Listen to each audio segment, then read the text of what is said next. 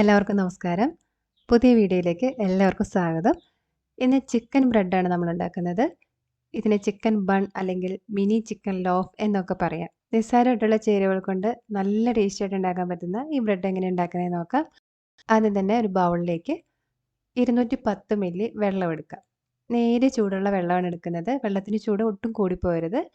ഇതിലേക്കിനി 2 table spoon പഞ്ചസാര, 1 teaspoon instant east അല്ലെങ്കിൽ active dry east ആണെങ്കിലും നമുക്ക് ഉപയോഗിക്കാം. 1 ടീസ്പൂൺ ഉപ്പ്, 2 ടേബിൾ സ്പൂൺ ബട്ടർ. സോഫ്റ്റ് ആയിട്ടുള്ള ബട്ടർ വേണം ഉപയോഗിക്കാൻ. എങ്കിലാണ് അത് മിക്സായി കിട്ടാനൊക്കെ എളുപ്പം. ഇനി ഇതിലേക്ക് 2.5 കപ്പ് മൈദ ചേർത്ത് കൊടുക്കാം. അതായത് 350 ഗ്രാം മൈദയാണ് നമ്മൾ എടുക്കുന്നത്. ഇത് നന്നായിട്ട് യോജിപ്പിക്കാം. ഈ വെള്ളവും പൊടിയൊക്കെ നന്നായിട്ട് യോജിച്ച് വന്നാൽ നമുക്കിതൊന്ന് കുഴച്ചെടുക്കാം. നന്നായിട്ട് തേച്ച് കുഴച്ചെടുക്കണം. ഒരു 10-12 മിനിറ്റോളം ഇത് കുഴച്ചെടുക്കണം. നമ്മൾ കുഴയ്ക്കാൻ തുടങ്ങുമ്പോൾ തുടക്കത്തിൽ ഈ മാവ് നല്ല ഒട്ടലുള്ള മാവായിട്ടായിരിക്കും ഉണ്ടാവുക. കുറച്ച് സമയം ഇതിങ്ങനെ കുഴച്ച് കഴിയുമ്പോഴേക്കും ആ ഒട്ടലൊക്കെ മാറി ഒരു ഇലാസ്റ്റിക് ഡോ ആയിട്ട് ഇത് വരും. അപ്പോൾ നമ്മൾ എക്സ്ട്രാ ആയിട്ട് പൊടിയൊന്നും ചേർത്ത് കൊടുക്കാതെ നന്നായിട്ട് കുഴച്ച് കൊടുത്തുകൊണ്ടിരിക്കുക. അപ്പോൾ മാവ് ഇവിടെ നല്ല സ്മൂത്തായി വന്നിട്ടുണ്ട്. ഇതിൽ നിന്നും ഒരല്പം മാവ് ഇതുപോലെ നമ്മൾ വലിച്ചു നോക്കിയാൽ ഇതുപോലെ പൊട്ടിപ്പോകാത്ത ഒരു തിൻ ഷീറ്റായിട്ട് നമുക്ക് വലിക്കാൻ പറ്റും. കണ്ട ഇതുപോലെ. ഈ ഒരു ഭാഗം എത്തുന്നവരെ നമ്മൾ മാവ് കുഴച്ചെടുത്താൽ നമ്മൾ അതുകൊണ്ടുണ്ടാക്കുന്ന ബ്രെഡും ബണ്ണും ഒക്കെ നല്ല സോഫ്റ്റ് ആയിരിക്കും. ഇനി കുഴച്ചെടുത്ത മാവ് ഒന്ന് ഡബിൾ സൈസായി വരുന്നവരെ മാറ്റി വയ്ക്കണം. അതിനായിട്ട് ഒരു ബൗളിൽ എണ്ണയോ അല്ലെങ്കിൽ ബട്ടറോ ഒന്ന് തടവി കൊടുക്കാം. അതിലേക്ക് ഈ മാവ് വെച്ചിട്ട് മൂടി വയ്ക്കാം. എന്നിട്ട് ഇതൊരു ഡബിൾ സൈസായി വരുന്നത് വരെ ചിലപ്പോൾ 1.5 മണിക്കൂർ അല്ലെങ്കിൽ 2 മണിക്കൂറൊക്കെ ഇത് മാറ്റി വയ്ക്കേണ്ടി വരും. ഈ ഒരു സമയം കൊണ്ട് നമുക്ക് ഇതിലേക്കുള്ള ഫില്ലിംഗ് ഉണ്ടാക്കിയെടുക്കാം. ഇതിലെ മെയിനായിട്ടുള്ള ചേരുവ ചിക്കനാണ്. ചിക്കൻ എല്ലില്ലാത്ത കഷ്ണങ്ങളായിട്ട് മുറിച്ചെടുത്തിട്ടുണ്ട്. കഴിയുന്നത്രയും ചെറിയ കഷ്ണങ്ങളായിട്ട് മുറിച്ചെടുക്കുക. ഇനി ഒരു പാനിൽ 2 ടീസ്പൂൺ ബട്ടർ ചേർക്കുക. ഇതോടൊപ്പം തന്നെ 2 ടീസ്പൂൺ എണ്ണയും കൂടി ചേർത്ത് കൊടുക്കുക. ഇതിലേക്ക് ചിക്കൻ ചേർത്ത് കൊടുക്കുക. നന്നായിട്ട് ഇളക്കിയെടുക്കുക. ചിക്കൻ പെട്ടെന്ന് തന്നെ ഒരു വെള്ള കളറിലേക്കൊക്കെ മാറും. ഈ ഒരു സമയത്ത് ഇതിലേക്ക് ആവശ്യത്തിനുള്ള ഉപ്പ്, 1 ടീസ്പൂൺ കുരുമുളക് പൊടി, 1/2 ടീസ്പൂൺ ഇഞ്ചി വെളുത്തുള്ളി പേസ്റ്റ് ഇത്രയും ചേർത്ത് കൊടുക്കുക. ഉപ്പും കുരുമുളക് പൊടിയൊക്കെ നമ്മുടെ ടേസ്റ്റിനനുസരിച്ച് അഡ്ജസ്റ്റ് ചെയ്യണം. തുടക്കത്തിൽ ഒരു 2-3 മിനിറ്റ് ഹൈ ഫ്ലെയിമിൽ ഇളക്കി കൊടുക്കുക.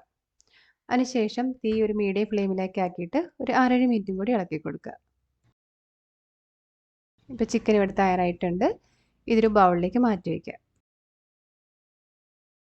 ഇനി വീണ്ടും പാനിലേക്ക് 2 ടീസ്പൂൺ ബട്ടർ, 2 ടീസ്പൂൺ എണ്ണ ഇത്രയും ചേർക്കാം. ഇനി ഒരു ചെറിയ സവാള ചെറുതായിട്ട് അരിഞ്ഞിട്ടുള്ള ചേർത്ത് കൊടുത്തിട്ട് ഒന്ന് വാടി വരുന്നവരെ വഴറ്റിയെടുക്കുക.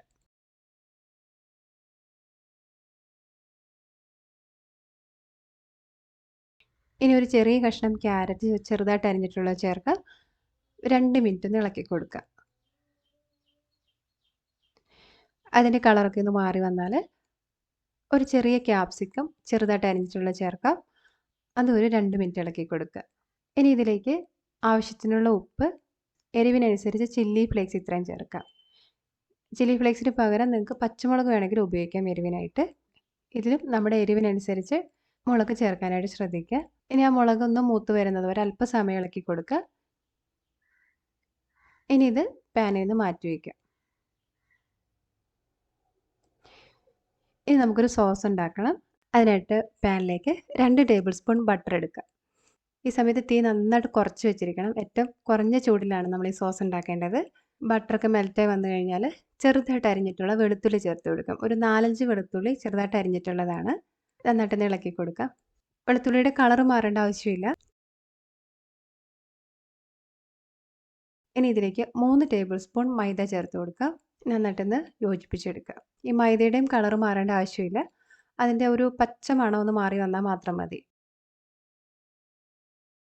ഇനി ഇതിലേക്ക് പാൽ ചേർത്ത് കൊടുക്കാം. 1/4 കപ്പ് പാലാണ് നമ്മൾ ചേർക്കുന്നത്. പാൽ മുഴുവൻ ആദ്യം തന്നെ ചേർക്കരുത്. കുറേശ്ശെയായിട്ട് ചേർത്ത് ഒട്ടും കട്ടയില്ലാതെ നന്നായിട്ട് യോജിപ്പിച്ചെടുക്കുക. ഈ ഒരു സമയത്ത് വിസ്ക് ഉപയോഗിക്കുകയാണെങ്കിൽ അധികം കട്ടയൊന്നും ഇല്ലാതെ നമുക്ക് നല്ല സ്മൂത്ത് ആയിട്ടുള്ള ഒരു സോസാക്കി ഇത് ഉണ്ടാക്കാൻ പറ്റും.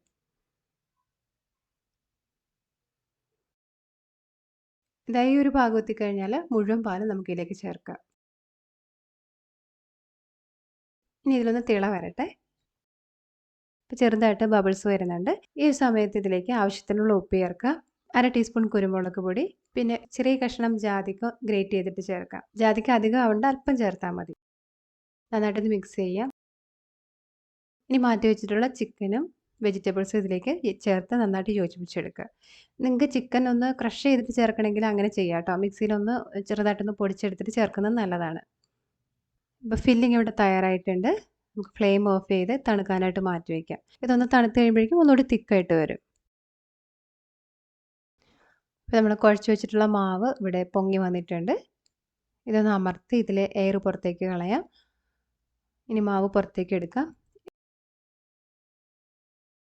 ഇനി ഒരേ വലിപ്പത്തിലുള്ള 8 പീസസ് ആയിട്ട് നമുക്കിത് മുറിച്ചെടുക്കാം. ഓരോന്ന് ഏകദേശം 75 ഗ്രാം വീതം വരുന്ന പീസസ് ആയിട്ടാണ് നമ്മൾ മുറിക്കുന്നത്. ഇനി ഓരോ പീസസും എടുത്ത് ഇതുപോലെ ബോൾ ഷേപ്പ് ആക്കി എടുക്കണം. ഇനി ഇതൊരു ട്രേയിലേക്ക് അറേഞ്ച് ചെയ്ത് വെക്കാം. അല്ലാതെ മൂടി വെക്കണം, ഡ്രൈ ആയി പോകാതിരിക്കാനായിട്ട്. എല്ലാം ഇതുപോലെ ബോൾ ഷേപ്പ് ആക്കി കഴിഞ്ഞാൽ ആദ്യം ഷേപ്പ് ചെയ്ത് വെച്ചിട്ടുള്ള ആ മാവ് എടുക്കാം. ഒരു റെക്റ്റാങ്കിൾ ഷേപ്പിൽ പരത്തിയെടുക്കാം. നമ്മളിങ്ങനെ പരത്തുമ്പോൾ വശങ്ങളിൽ കുറച്ച് കട്ടി കുറവായിരിക്കണം. ഈ നടുഭാഗത്തെ അപേക്ഷിച്ച് വശങ്ങൾക്കായിരിക്കണം കട്ടി കുറവ്.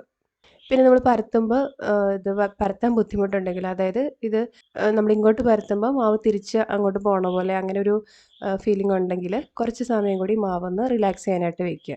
എന്നിട്ട് പരത്തിയെടുത്താൽ നമുക്ക് നന്നായിട്ട് പരത്താൻ പറ്റും. ഇനി ഇതിൻ്റെ ഈ ഭാഗത്തായിട്ട് ആ ഫില്ലിങ് വെച്ച് കൊടുക്കാം. ഫില്ലിങ് ഇപ്പോൾ തണുത്തപ്പോൾ ഒന്നുകൂടി തിക്കായി വന്നിട്ടുണ്ട്. ഇനി ഈ ഭാഗത്തുനിന്നും ഇതുപോലെ ഫോൾഡ് ചെയ്ത് ഈ 2 സൈഡും ഒന്ന് പ്രസ് ചെയ്ത് കൊടുക്കുക. എന്നിട്ട് ഈ ഭാഗത്തായിട്ട് ഇതുപോലെ ഒന്ന് മുറിച്ച് കൊടുക്കാം. എന്നിട്ട് ഇതുപോലെ ഫോൾഡ് ചെയ്യുക. ഈ ഭാഗം ഇതുപോലെ മടക്കിയിട്ട് അരികൊന്ന് പിൻ ചെയ്ത് വയ്ക്കാം.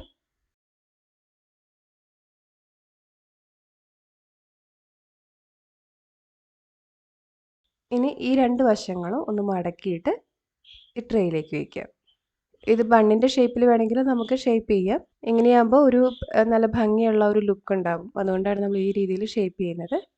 ഈ ട്രേയിൽ ഞാനിപ്പോൾ 4 എണ്ണമാണ് ബേക്ക് ചെയ്യുന്നത്. എൻ്റെ ഓവനിൽ ഇത്രയാണ് ഒരേ സമയം ബേക്ക് ചെയ്യാൻ പറ്റുള്ളൂ. ബാക്കിയുള്ള മാവ് പിന്നീട് ഷേപ്പ് ചെയ്താൽ മതിയാവും. അത് നന്നായിട്ട് കവർ ചെയ്ത് മാറ്റി വയ്ക്കാം. ഓരോ ലോഫും തമ്മിൽ കുറച്ച് സ്പേസ് ഉണ്ടാവണം. ഇത് വീണ്ടും കുറച്ച് സമയം കൂടി ഒന്നുകൂടി വലിപ്പം വെച്ച് വരാനായിട്ട് വെക്കണം. ഒരു 30 മിനിറ്റ് അല്ലെങ്കിൽ ഒരു 45 മിനിറ്റ് അത്രയും നേരം ഇത് മൂടി വയ്ക്കുക. ഇവിടെ ഇപ്പോൾ ഒരു 40 മിനിറ്റോളം ആയിട്ടുണ്ട്. ഇനി ഇത് ബേക്ക് ചെയ്യാനായിട്ട് വെക്കാം. അപ്പോൾ ബേക്ക് ചെയ്യുമ്പോൾ നല്ലൊരു കളർ കിട്ടാനായിട്ട് ഇതിന് മുകളിൽ അല്പം മുട്ട പുരട്ടി കൊടുക്കുന്നത് നല്ലതാണ്. എന്നിട്ടൊരു മുട്ട എടുത്തിട്ടുണ്ട്. അതിലേക്ക് 1 ടേബിൾ സ്പൂൺ പാൽ ചേർത്തിട്ട് ഒന്ന് അടിച്ചെടുക്കുക. എന്നിട്ട് ഇത് അതിന് മുകളിലായിട്ട് കുറേശ്ശെയായിട്ട് ബ്രഷ് ചെയ്ത് കൊടുക്കുക. ഇനി ഒരു ഭംഗി കിട്ടാനും പിന്നെ ഒന്ന് ടേസ്റ്റ് കൂട്ടാനുമായിട്ട് ഇതിന് മുകളിൽ കുറച്ച് വെളുത്ത എള്ളൊന്ന് സ്പ്രിങ്കിൾ ചെയ്ത് കൊടുക്കുകയാണ്. ഇനി ഇത് ഓവനിലേക്ക് വയ്ക്കാം. 190 ഡിഗ്രി സെൽഷ്യസിൽ പ്രീ ഹീറ്റ് ചെയ്തിട്ടുള്ള OTGയിൽ 190 ഡിഗ്രി സെൽഷ്യസിൽ 20 മിനിറ്റാണ് ഞാൻ ബേക്ക് ചെയ്തെടുക്കുന്നത്. ബേക്ക് ചെയ്യാനുള്ള സമയം ഓരോ ഓവൻ്റെയും പ്രത്യേകത അനുസരിച്ച് കുറച്ചൊക്കെ വ്യത്യാസം ഉണ്ടാകാം. ബ്രെഡും ബണ്ണൊക്കെ ഓവനില്ലാതെ സ്റ്റൗ ടോപ്പിൽ എങ്ങനെ ബേക്ക് ചെയ്യാന്നുള്ള വീഡിയോ ഞാൻ നേരത്തെ ചെയ്തിട്ടുള്ളതാണ്. ആ രീതിയിൽ സ്റ്റൗ ടോപ്പിൽ നമുക്ക് നന്നായിട്ട് ചെയ്തെടുക്കാൻ പറ്റും OTG ഇല്ലാത്തവർക്ക്. ഇതിപ്പോൾ ഇവിടെ ആയിട്ടുണ്ട്. പുറത്തേക്ക് എടുത്ത് തണുക്കാനായിട്ട് മാറ്റി വയ്ക്കുക. ഇപ്പോൾ ഇത് ചൂടൊന്ന് ആറിയിട്ടുണ്ട്. നല്ല പെർഫെക്റ്റ് ആയിട്ട് നമുക്കിത് ബേക്കായി കിട്ടിയിട്ടുണ്ട്. ഈ ബ്രെഡ് നല്ല സോഫ്റ്റാണ്. ഉള്ളിലാണെങ്കിൽ നല്ല ക്രീമി ആയിട്ടുള്ള ടേസ്റ്റി ആയിട്ടുള്ള ഫില്ലിങ്ങും. നല്ലൊരു ഫില്ലിംഗ് ആണ് ഈ ബ്രെഡ്.